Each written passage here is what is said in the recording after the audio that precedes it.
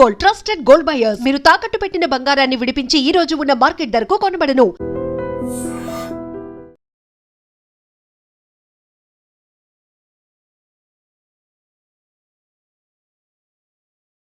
ఢిల్లీలో సిజేపీ చీఫ్ మీద అయితే దాడి జరగడం జరిగింది. సో దానికి సంబంధించి ఇప్పుడు సిజేపీ ఇక్కడ హైదరాబాద్ లో ప్రెస్ మీట్ పెట్టడం జరిగింది. దానికి సంబంధించి అసలు ఏం మాట్లాడతారో అడిగి తెలుసుకునే ప్రయత్నం చేద్దాము.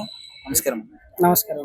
ఏంటి అంటే ఇప్పుడు సిజేపీ అనేది నిజంగా ఒక పెద్ద ప్రపంచాన్ని సృష్టించింది.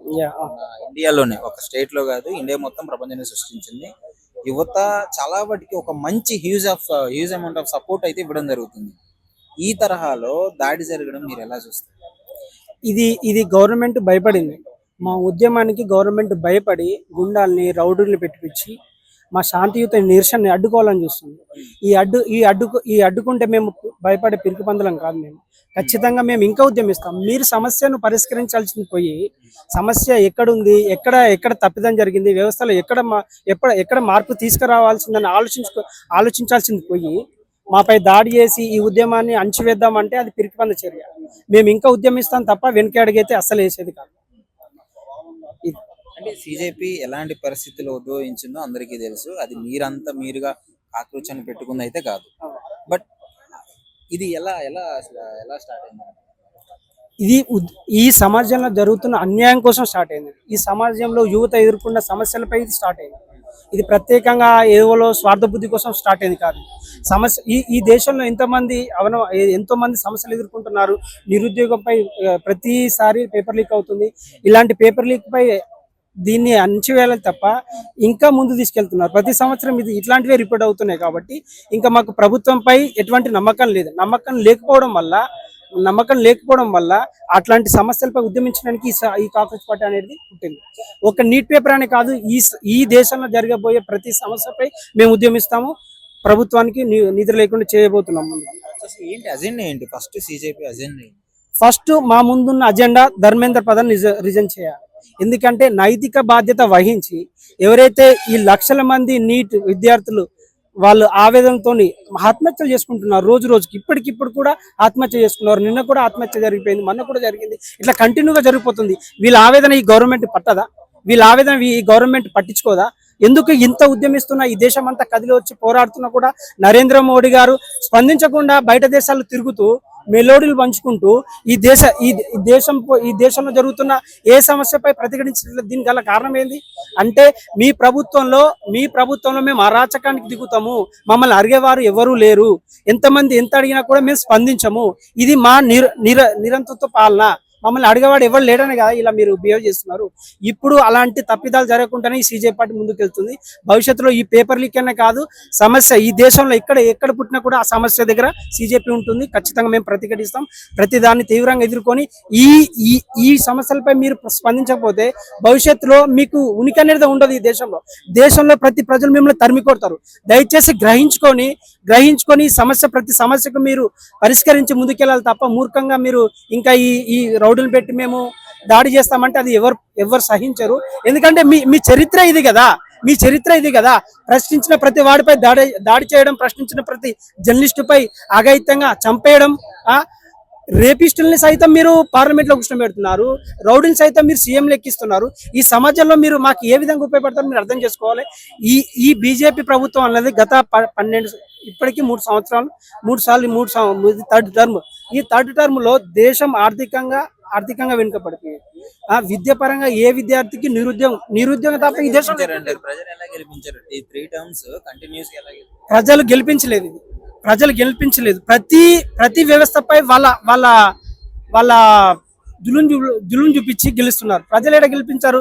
నిన్నటికి మొన్న ఈవీఎంలు తగలడిపోయినాయి. దేనికి తగలడిపోయినాయి? అంత సెక్యూరిటీ లేకుంటుందా ఈ వ్యవస్థ? అంత సెక్యూరిటీ లేకుండా మీరు మెయింటైన్ చేస్తారు. దానికి గల కారణం ఏంది? ఈవీఎంలు ఎందుకు తగలడిపోవాల్సి వచ్చింది? దీంట్లో అర్థమవ్వట్లేదా? వాళ్ళు ఏ విధంగా గెలిచిరో. వాళ్ళు గెలిచిన తర్వాత ప్రతి రాష్ట్రంలో ర్యాలీలు జరిగాయి. మేము వేయలేదు ఓటు, మీరు అప్రజాస్వామికంగా మీరు గెలిచిరని ప్రతి ఒక్కరికి తెలుసు. అది ఏ చిన్నపిల్లలు అడిగినా కూడా వాళ్ళు గెలిపే కాదు. ఈ వ్యవస్థలో, ఈ ప్రభుత్వంలో ప్రతి దానిపై వాళ్ళు జులం చూపించి మరీ గెలుస్తున్నారు తప్ప ప్రజాస్వామ్యంగా ఎవరైతే గెలవట్లేదు. మీరు ఈవీఎంలు తీసేయండి, ఈవీఎంలు తీసేసి బ్యాలెట్ పేపర్లు పెట్టండి. నేను మాటిస్తున్నా, వాళ్ళు గెలిస్తే నేను వాళ్ళ పార్టీలో చేరుతా. వాళ్ళు ప్రజాస్వామికంగా గెలుస్తున్నారు అని నేను వాళ్ళకు ఊడిగం చేస్తాం మేమంతా, మా యూత్ అంతా. వాళ్ళు బ్యాలెట్ పేపర్లతో పార్టీకి వెళ్ళిపోవాలండి, తప్పకుండా గెలవరు వాళ్ళు. ఓకే, అంటే ఇప్పుడు సిజేపీ ముందు ఫ్యూచర్ ఎజెండా ఏంటి? అంటే ఇప్పుడు ప్రశ్నించడానికి పుట్టిన పార్టీ ప్రశ్నిస్తూనే ఉంటుందా, లేదా పరిపాలించడానికి ఏమన్నా సన్నాహాలు చేసే అవకాశం ఉందా? ప్రస్తుతానికి మా ఎజెండా ఈ విద్యార్థులపై జరిగిన ఈ ఘోరమైన చర్యపై మేము ప్రతిఘటిస్తున్నాము. మా ఎజెండా ఒకటి, ధర్మేంద్ర ప్రధాన్ అనేది ఖచ్చితంగా రిజైన్ చేయాలి. అతను రిజైన్ చేసేంత వరకు మేము పోరాడుతూనే ఉంటాం. ప్రస్తుతానికి మాకున్న ముందు ఎజెండా, మేము డైవర్ట్ కాం, ముందు మాకు మేమేదైతే అనుకున్నామో దాన్ని సాధించే వరకు. ధర్మేంద్ర పోతే ఇంకో ధర్మేంద్ర వస్తారు, ఏ ధర్మేంద్ర వచ్చినా పోతే ఒకళ్ళు వస్తారు. నేను అదే పోతే ఒకళ్ళు వస్తే ఈ వ్యవస్థలో వాళ్ళు ఒకవేళ దానిపైన ఏ చర్య తీసుకోకపోతే మాకు ఓటక్కు ఉంది కదా, మా ఓటక్కుతోనే కదా వాళ్ళు వచ్చేది. మా ఓటక్కుతో వాళ్ళు తీసేస్తాం. ఇప్పుడు వినపోతే ప్రజలే బుద్ధి చెప్తారు. నీకు ఎలక్షన్లా వింటేనే మీకు మళ్ళీ ఒకసారి అవకాశం ఇస్తాం, వినపోతే ప్రజలే బుద్ధి చెప్తారు. మరి 3 times గెలిపించినారు, ఈవీఎంలు ప్రాబ్లం ఉందన్నారు. నెక్స్ట్ టైం కూడా అదే జరిగితే ఈవీఎంలో అదే ప్రాబ్లం ఉందంటే నెక్స్ట్ టైం అదే జరుగుతుందంటే ఇంకా ఉద్యమిస్తాం మేము. ఓట్ల ఎలక్షన్ కూడా వెళ్ళిపోరు. మేము తలుచుకుంటే మీరు ఏం చేస్తారు చెప్పండి? యువత తలుచుకుంటే ఏ ప్రభుత్వం ఏం చేయలేదు. మీరు మొండిగా మా సమస్యలు తీర్చకుండా, మా సమస్యలు ఏ సమస్య చేసినా పట్టించుకోకుండా మొండి వైఖరితో వెళ్తే ఇంకా ఉద్యమిస్తాం. ఆ ఉద్యమం ఎలా ఉంటుందో మీకు ముందు ఏర్పడుతుంది. మీరు ప్రధానమంత్రి ఖచ్చితంగా ప్రతి సమస్యపై ప్రతిఘటిస్తేనే, దాని సమస్యను పరిష్కరిస్తేనే వాళ్ళకి బాగుంటుంది.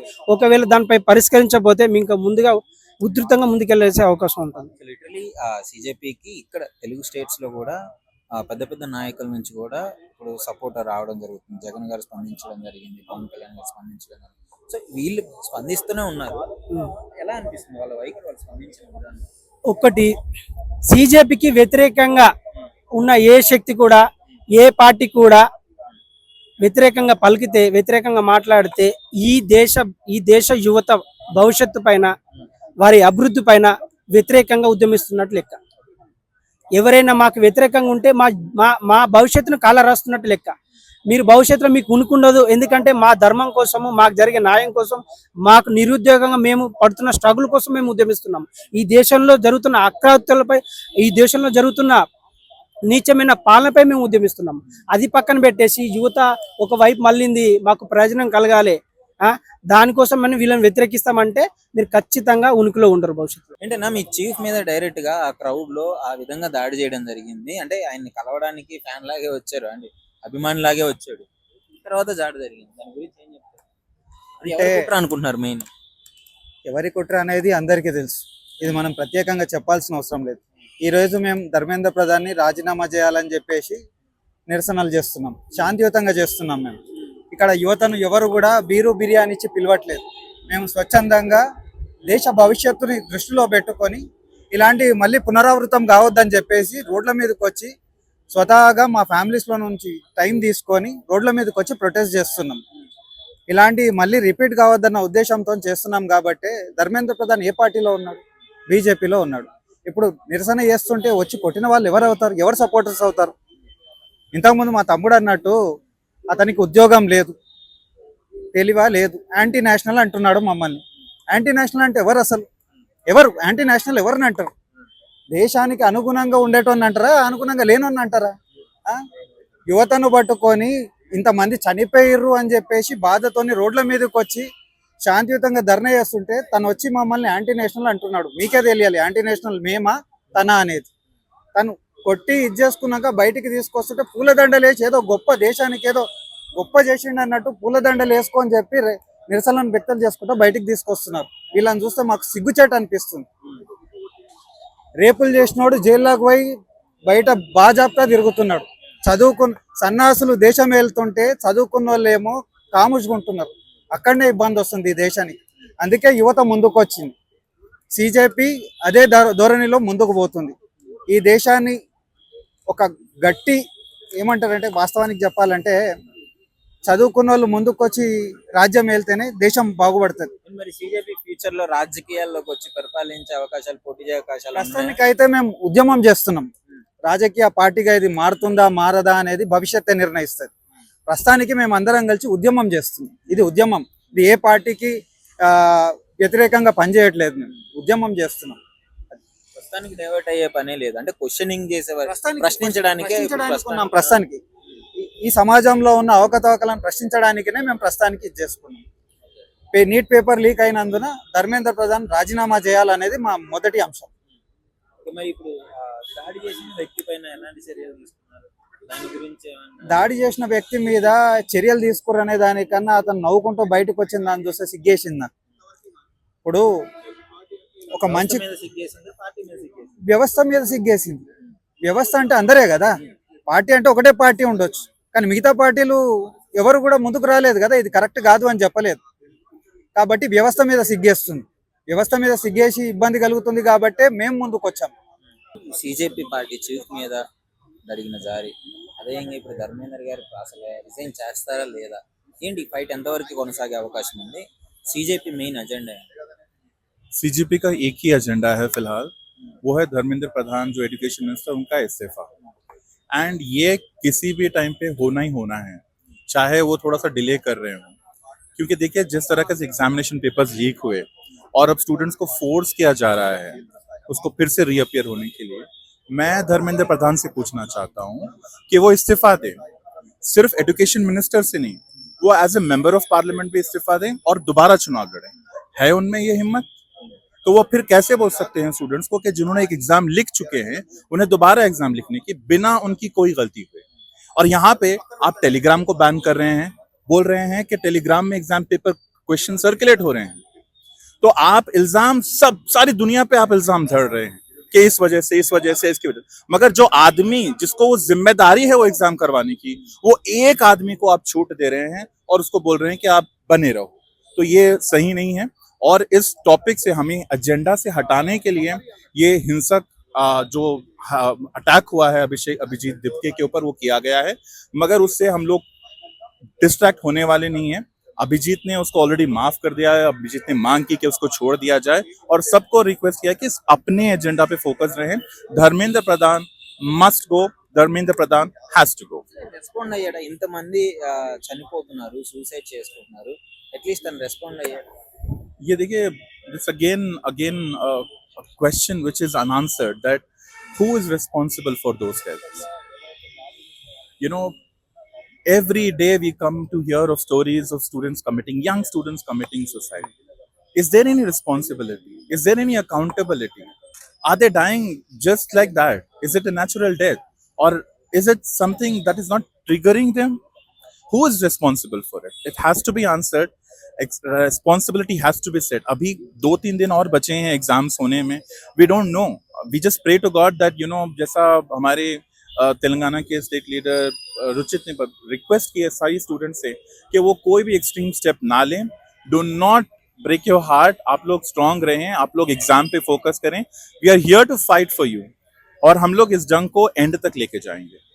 Thank you. యూత్ అంతా ఈ విధంగా ఒకటయ్యి ఈ విధంగా ప్రశ్నించడము ఏంటంటే ప్రభుత్వం స్పందించట్లేదు. లిటరలీ ఓపెన్ గా మీరు ఏదైతే అనుకున్నారో అది జరగట్లేదు. ఇది ఎంతవరకు ఉండే అవకాశం ఉంది పోరాటం?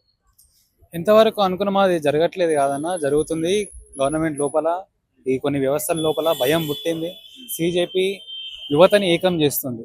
దేశవ్యాప్తంగా ఉన్న యువతని లక్షలాది మందిని కదిలించగలుగుతుంది అంటే ఎక్కడో ఒక దగ్గర ఏదో ఒక చేంజ్ తెస్తుంది అని చెప్పి అర్థం చేసుకోవాలి. మేము ప్రొటెస్ట్లు కానివ్వండి, ఈ నీట్ బాధితులు కానీ ఎవరైతే ఉన్నారో వాళ్ళందరి కోసం ఫైట్ చేస్తూ ముందుకు నడుస్తున్నాము అంటే వాళ్ళ లోపల ఎక్కడో భయం పుట్టింది. వాళ్ళు దాన్ని కళ్ళలోకి తీసుకొని ఈ అటాకులు కానివ్వండి, మా సిజేపీ ఫౌండర్ మీద అటాకులు కానివ్వండి, ఇవన్నీ చేయిస్తున్నారు అన్న. ఇదైతే తప్పకుండా గుర్తుపెట్టుకోవాలి. ఈ తెలంగాణ యువత కానీ దేశవ్యాప్తంగా ఎక్కడ ఉన్న యువత కానీ సిజేపీ కోసము, సిజేపీ పేరు చెప్పుకొని మేము మాట్లాడుతున్నాము అంటే మాకు ఒక ధైర్యం వచ్చింది. దేశవ్యాప్తంగా యువతకు ఒక ధైర్యం వచ్చింది. తెలంగాణలో కూడా చాలా పార్టీలు ఉన్నాయి. అధికారంలో ఉన్న పార్టీకి ఒకవేళ మీకు నచ్చకపోతే పార్టీలు ఉన్నాయి. సిజేపీకి తరపున ప్రశ్నించడానికి గల కారణం అన్న, ఇది సిజేపీ ఒక పొలిటికల్ పార్టీ కాదు. ఫస్ట్ ఆఫ్ ఆల్ చెప్తున్నా, పొలిటికల్ అజెండా లేకుండా ఒక వాయిస్ ఆఫ్ అప్రెస్డ్ అంటారు చూడ, ఎవరైతే అప్రెస్డ్ అవుతున్నారో వాళ్ళ తరపున నించొని వాళ్ళ తరపున మాట్లాడుతుంది. కాబట్టి దేశవ్యాప్తంగా కానీ యువతకి ఒక ఆదరణ కలిగించే స్థాయిలో మేము ఉన్నామని ఈరోజు చెప్పగలుగుతున్నాము మేము. అండ్ ఎవరైతే బాధితులు ఉన్నారో వాళ్ళు చాలా మటుకు కనెక్ట్ అవుతున్నారు. అవును, నిజంగానే వీళ్ళు మా కోసం మాట్లాడుతున్నారు, మా కోసం కొట్లాడుతున్నారు, మా కోసం ముందుండి మాట్లాడుతున్నారు అని చెప్పి ఆ ఆలోచన ఈ దేశంలో ఎవరైతే బాధితులు ఉన్నారో వాళ్ళకి కలిగించగలుగుతున్నాం మేము. అంటే ఫ్యూచర్ లో సిజేపీని ఒక రాజకీయ పార్టీగా చూడొచ్చా? అంటే పరిపాలించడానికి ఏమన్నా సన్నాహాలు చేసే అవకాశం ఉందంటారా? ఇప్పటికైతే మాకు ఎటువంటి రాజకీయంలో రావాలనే ఆలోచన లేదు, కానీ ఈ గవర్నమెంట్ ఇట్లనే ఉండి ఈ గవర్నమెంట్ ఇట్లనే వ్యవహరిస్తూ ఎటువంటి యాక్షన్ తీసుకోకుండా ఎటువంటి ఈ బాధితులు ఎవరైతే ఉన్నారో వాళ్ళకి ఎటువంటి సపోర్ట్ చేయకుండా ఇలాంటి లీకులు జరుగుతున్నాయి అంటే దాని గురించి ఆలోచించాల్సిన అవసరము మాకు తప్పకుండా ఉంది. తప్పకుండా ఆలోచిస్తాము. ఇప్పటికైతే పొలిటికల్ అజెండా ఏది లేదు. పొలిటికల్ అజెండా లేదు. ఏ పొలిటికల్ పార్టీ సపోర్ట్ అనేది తీసుకునే అవకాశం ఉందా ఫర్దర్ గా? ఇప్పుడు ప్రశ్నించే తత్వంలో వెళ్తే మీకు ఏ పార్టీ సపోర్ట్ లేనిది పనులు అవ్వవు, అది మీకు తెలుసు ఓపెన్ గా మాట్లాడుకుంటే. సో మరి ఏ పార్టీ ఎటువంటి పార్టీ సపోర్ట్ అయితే తీసుకోము మేము. మాకు పార్టీలు చాలా మటుకు మద్దతు ఇస్తున్నారు. చాలా మంది చాలా పార్టీలు కాంగ్రెస్ నుంచి, బీఆర్ఎస్ నుంచి, బీజేపీ. నిన్న చెప్పాము బీజేపీ నుంచి ఒక మాజీ ఎంపీ ఆయన సపోర్ట్ ఇస్తున్నాడు మాకు. నేను కాల్ చేసి కానీ మాట్లాడుతున్నాడు, సపోర్ట్ ఇస్తాము మేము చేస్తున్నాం. ఎస్, అదే ఆశ్చర్యంగా ఉంది మాకు. అదే ఆశ్చర్యం అనిపించింది. మేము అంతా మాట్లాడినాక నేను బీజేపీ నుంచి మాజీ ఎంపీని పార్టీ లోపల ఇంటర్నల్ గా కూడా వాయిస్ రేజ్ చేస్తున్నా అంటే మాకు చాలా సంతోషం ఇచ్చింది. ఫౌండర్ మీద దాడి చేసిన అతని మీద ఎలాంటి చర్యలు తీసుకుంది? ఇప్పుడు బీజేపీ సపోర్ట్ చేస్తుంది కదా, ఈయన ప్రశ్నిస్తున్నాడు అంట. కానీ బీజేపీ వాళ్ళు తెలిసిందే కదా, వాళ్ళ ఆర్ఎస్ఎస్ నుంచి కానీ ఎవరినో ఒకరిని పెట్టి ముందుకు నూకి వాళ్ళ తరపు నుంచి చేస్తూ వాళ్ళ నుంచి అటాక్ చేయిస్తూ ఏదో ఒకటి మొత్తం గందరగోళం చేయాల్సిన పరిస్థితి బీజేపీకి, ఆర్ఎస్ఎస్ కి తగ్గుతుంది. ప్రాసెస్ ఏదైతే ఉందో మీకు అది జెన్యూన్ అనిపిస్తుందా, పొలిటికల్ స్ట్రాటజీ అనిపిస్తుందా? దాన్ని ఇప్పటికి హోల్లోనే పెట్టాము. అతను ఇంకా ఏం చర్చలు అయితే జరుగుతలేదు. కొంచెం హోల్లో పెట్టాము. సరే మద్దతు ఇస్తున్నారు కానీ ఇవ్వండి అని చెప్పాము, కానీ ఇంకా చాలా పార్టీల నుంచి మద్దతు అయితే వస్తుంది. ఫైనల్ అజెండా ఏంటి? ఎంతవరకు పోరాటం కొనసాగే అవకాశం? ధర్మేంద్ర ప్రధాన్, ఎడ్యుకేషన్ మినిస్టర్ ధర్మేంద్ర ప్రధాన్ ఎవరైతే ఉన్నారో అతను రాజీనామా చేయాలి. అతను రాజీనామా చేసేంత వరకు మేము పోరాడతాము. ఈ ఢిల్లీలో జరగబోయే ప్రొటెస్ట్ లో కానీ మా వాయిస్ ఎంతమంది వస్తే అంతమంది, మాకైతే లక్షల మంది వస్తారని చెప్పి కొంత యువత, దేశ వ్యాప్తంగా యువత తరలి అక్కడికి వస్తుంది. రాజీనామా చేసేంత వరకు మేము ఆగము. ఇది ఇంపాక్ట్, చాలా మంచి ఇంపాక్ట్ క్రియేట్ చేస్తున్నారు. బట్ అక్కడ నుంచి వాళ్ళు అవుట్ ఏదైతే వస్తుందో అది అంతగా వాళ్ళు ఏం పట్టించుకున్నట్లే ఉంది. ఎందుకు లేదని పట్టించుకుంటున్నారు. రిజైన్ చేస్తాను మా అకౌంట్ల పైన దాడులు చేస్తారు, మా అకౌంట్లనే బ్లాకులు చేస్తారు, మా అకౌంట్లనే తీసేస్తారు. పట్టించుకోకపోతే ఇవన్నీ అయ్యే పనులు కావు. పట్టించుకుంటారు కాబట్టి ఇవన్నీ జరుగుతున్నాయి. మా పైన భయపడుతున్నారు కాబట్టి పార్టీని భయపెట్టింది అంటారు సిజేపీ. అంతే, పక్కా భయపెట్టింది కాబట్టి భౌతిక దాడులకు దిగింది, ఇంతవరకు వచ్చింది. భయపడ్డది, కన్ఫామ్ భయపడ్డది. కాబట్టి ఇప్పుడు ఇది ఎందుకు ఇట్లా అంటే నాడు ఇంత ముందుకు మొన్న నేపాల్ జరిగిన ఇన్సిడెంట్ ఇక్కడ జరుగుతుంది అనుకోవచ్చు, లేదంటే ఇంత ముందుకు సేమ్ డిఫరెంట్ ఉంటది. ఇట్లే ప్రభుత్వం ఇట్లే నియంత్రిత వైఖరితో పోతే డిఫరెంట్ ఉంటది అన్న. డిఫరెంట్ చేయడానికి అయితే కన్ఫర్మ్ ఉన్నది. మా ముఖ్య ఉద్దేశం ఇది ఏంటంటే విద్యాశాఖ మంత్రి రాజీనామా చేయాలని ముఖ్య ఉద్దేశంతో మేము ఇది చేస్తున్నాం. అతను రాజీనామా చేసేంత వరకు ఇట్లా ఉంటది. లేని పక్షంలో అది ఇంకెంత దూరం పోతుంది అనేది వాళ్ళ పైన డిపెండెంట్ మాది ఉంటుంది. ఇప్పుడు సిజేపీ అనేది ఈ ఎడ్యుకేషనల్ ఉద్యోగాలు యువత గురించి సపోర్ట్ చేస్తుందా, మిగిలిన అన్ని సమస్యల పైన పోరాడే అవకాశం ఉందా ముందు? ప్రధాన ముఖ్య ఉద్దేశం అయితే ఇప్పుడు ఉద్దేశంతో చేస్తున్నాము. ఇవి ఇట్లే దీన్ని ఎందుకంటే ఈ భారతదేశం అనేది యువతతో నిండి ఉన్నది. మేము యువతకి ఎల్లప్పుడూ ఈ సిజేపీ అండగా ఉంటది, దానికి సపోర్ట్ గానే ఉంటది. ఆయన నమస్తే, జై తెలంగాణ.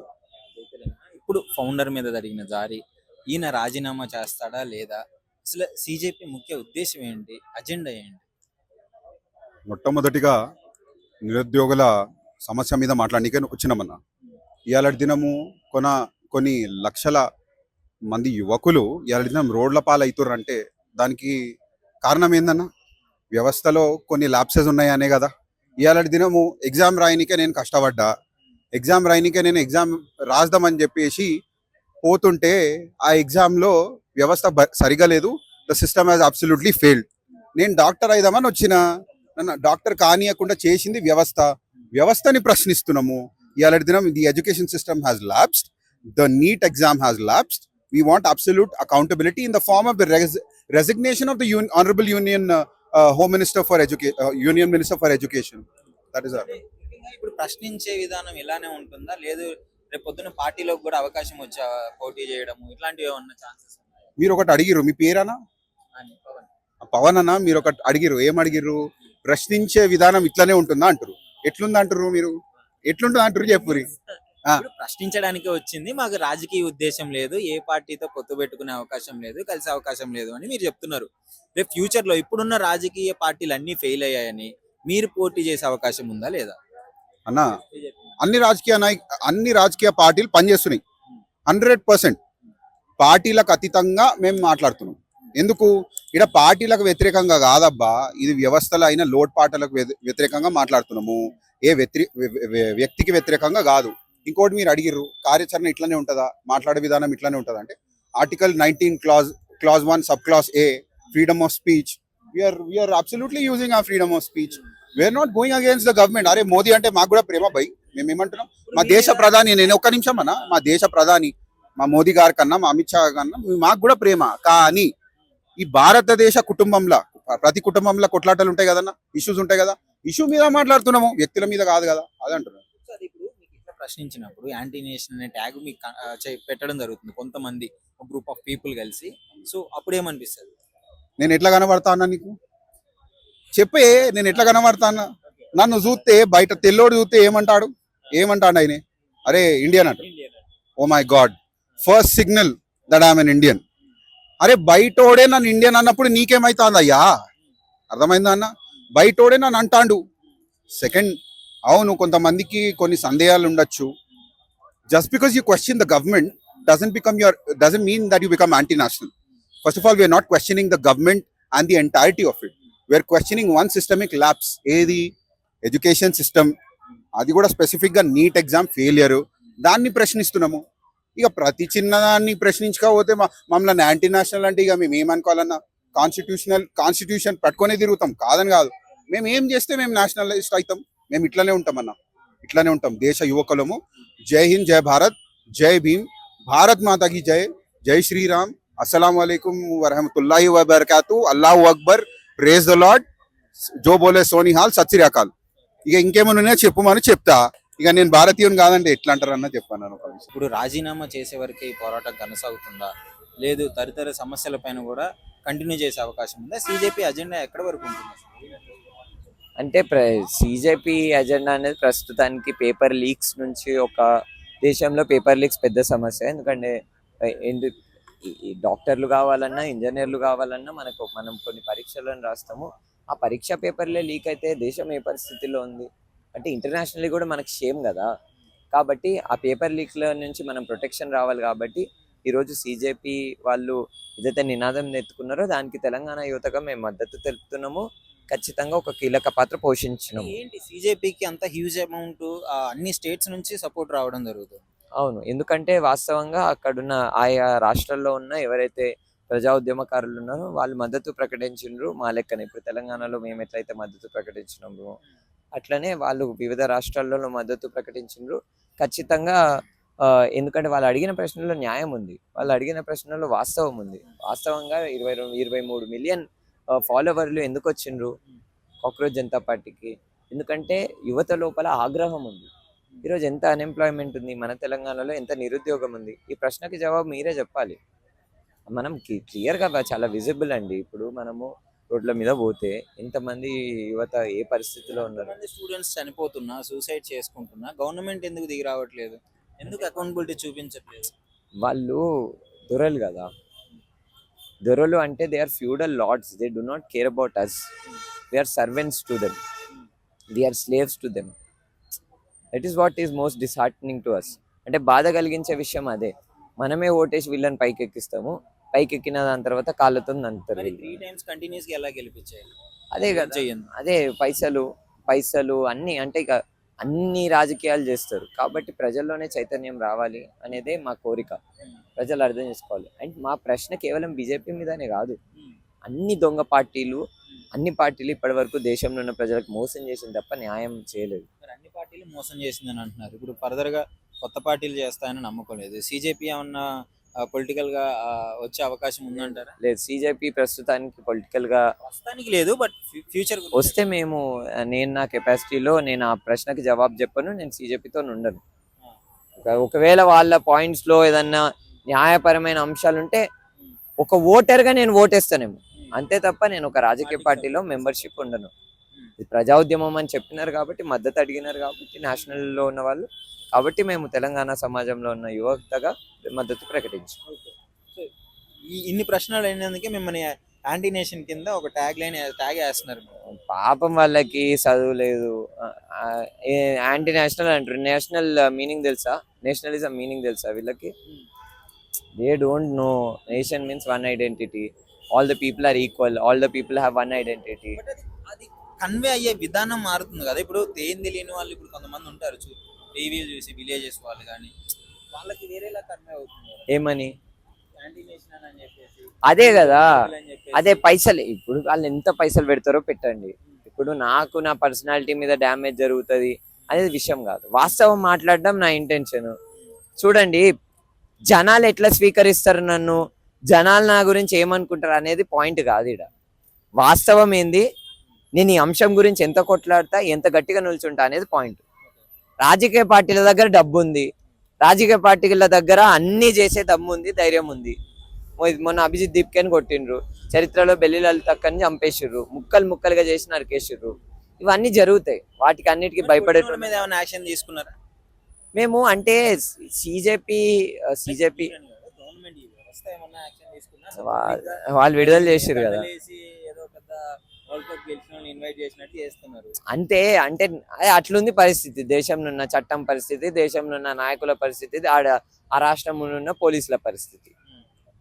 ఈడ మన రాష్ట్రంలో నిరుద్యోగ సమస్యల మీద కొట్లాడితేమో వాళ్ళకి జవాబు ఉండదు. రాజస్థాన్లో ఎన్ని సమస్యలు లేవు, ఎన్ని సమస్యలు, ఇంకా ఎన్ని కేసులు పెండింగ్ లేవు, వందల కేసులు ఉన్నాయి. నేను అక్కడ చాలా జిల్లాలు తిరిగిన రాజస్థాన్లో. ఈ సంవత్సరమే జనవరి మంత్లో మేము ఒక యాత్ర చేసినాం అక్కడ రాజస్థాన్లో. ఒక 10 జిల్లాలు తిరిగిన నేను అక్కడ.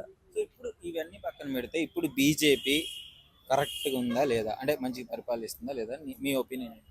బీజేపీ బరాబర్ కరెక్ట్గా పరిపాలిస్తలేదు. కానీ మేము అడుగుతున్న ప్రశ్న ప్రస్తుతానికి విద్యా వ్యవస్థలో ఉన్న ఫెయిల్యూర్ గురించి.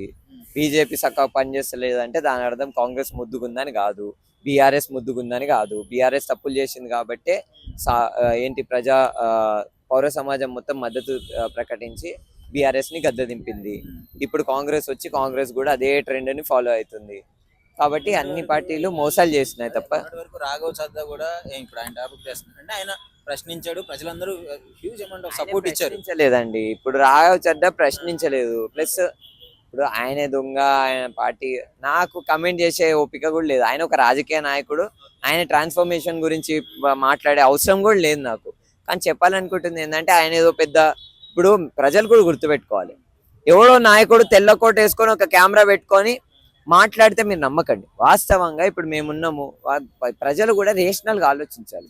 అంటే ఒక వ్యక్తి మీకు కనిపిస్తున్నాడు అంటే ఈ వ్యక్తికి నిజంగా కమిట్మెంట్ ఉందా, ఈ వ్యక్తి నిజంగా ఇన్ని సంవత్సరాల నుంచి చేసిన పని ఏంటి. సడన్ గా ఒకరోజు పొద్దున్నే లేచి ఉద్యమకారులు అవుతారు వీళ్ళంతా, అట్లా నమ్మకండి. వాస్తవానికి ఎవరైతే ప్రజా సమస్యలతో స్టిక్ అయి ఉన్నారో వాళ్ళని నమ్మండి, మీ ఓన్ అండర్స్టాండింగ్ తెచ్చుకోండి. ఇన్స్టాగ్రామ్లో రీల్ వచ్చేసింది కదా అట్లా చేయకండి. ఇప్పుడు రాఘవ్ చడ్డాతో ప్రాబ్లం ఏంది, ఆయన ఏదో 2-3 షాట్లు లోపల parliament entry, parliament out side, పార్లమెంట్లో స్పీచ్, ఇది రీల్ క్రియేటర్ అయిపోయింది ఆయన. ఇప్పుడు మేము ఉన్నాము, మేము విజిబుల్ కనిపిస్తాం, కానీ ప్రతి సమస్య మీద ముందుకు రాము. 100 సమస్యలు ఉన్నాయి. I'm not into populism, మా team is not into populism. అంటే సెన్సేషనలిజం అని ఒక కాన్సెప్ట్ ఉంటుంది, మీకు కూడా తెలిసి ఉంటుంది జర్నలిజంలో. అంటే సెన్సేషన్ కావడం కోసము టాపిక్ని పట్టుకోవడం. We're not into that. ఒకవేళ if I'm into that, Bandi Sanjay incident అప్పుడు కానీ 100 ఇన్సిడెంట్స్ అప్పుడు విజిబుల్గా వచ్చి అంతెందుకు. ఇప్పుడు if I want to be sensational, I can be like ఆ ఛాతీ కొట్టుకొని ఓ ఏంది అంతా. I'm not in that capacity, I don't need that. ప్రజలు ఆలోచించి తీసుకోవాలి డెసిషన్స్. ఇక్కడ సోషల్ మీడియాలో అట్లా చేస్తేనే ప్రజలు కనెక్ట్ అవుతున్నారు అండ్ వింటున్నారు, వాళ్ళు ఏం చెప్తున్నారు వింటున్నారు. అలా అయిపోయింది. నేను అలా చేయమని చెప్పట్లేదు, బట్ సోషల్ మీడియా అలా అయిపోయిందని చెప్పి అట్లా అయింది. ఇక ఏం చేస్తాము, దాని వెనకాల కూడా ఏదైనా రోజు మాట్లాడదాం మనం కూర్చొని. సోషల్ మీడియాకి సంబంధించి చాలా స్టడీస్ ఉన్నాయి, వి విల్ ఎక్స్ప్లెయిన్ అబౌట్ ఎట్లా అటెన్షన్ స్పాన్ రెడ్యూస్ చేస్తున్నారు, ఎట్లా పొలిటికల్ ప్రాపగాండా అనేది స్ప్రెడ్ చేస్తారు ఈ పొలిటికల్ పార్టీస్కి, ఇట్లా అవన్నీ మాట్లాడదాం ఏదో ఒక రోజు. ఇప్పుడైతే జంతర్ మంతర్లో ఢిల్లీలో నిరసన ఉండబోతుంది. భారీ స్థాయిలో ప్రజలు అక్కడికి తరలి రాబోతున్నారు. తెలంగాణ నుంచి కూడా మేము వెళ్ళబోతున్నాం.